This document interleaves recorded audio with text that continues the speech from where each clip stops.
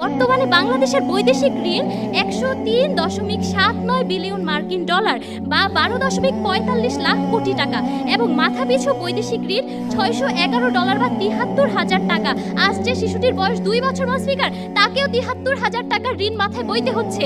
মাননীয় স্পিকার, ডলারের মূল্য দিন দিন বৃদ্ধি পাচ্ছে এবং এই ঋণ পরিশোধের চাপ বাড়ছে।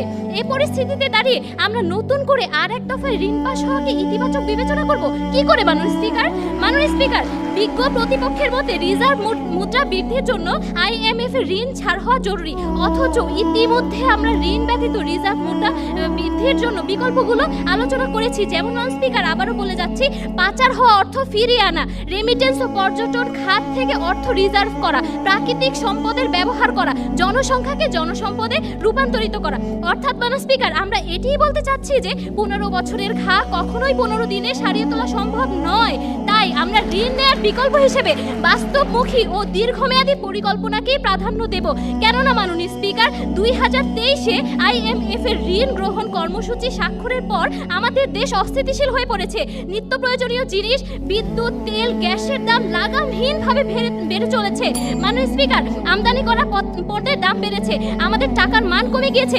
ঋণ পরিশোধের চাপের ফলে সরকার কর্তৃক ভর্তুকি কমে গিয়ে আমাদের উপর চাপ বৃদ্ধি হয়েছে। তাই মাননীয় স্পিকার, বলতে চাই যে তাদের গৃহীত আজকের প্রস্তাবটি কোনোভাবেই গৃহীত হবে না। স্পিকার, ধন্যবাদ সবাইকে।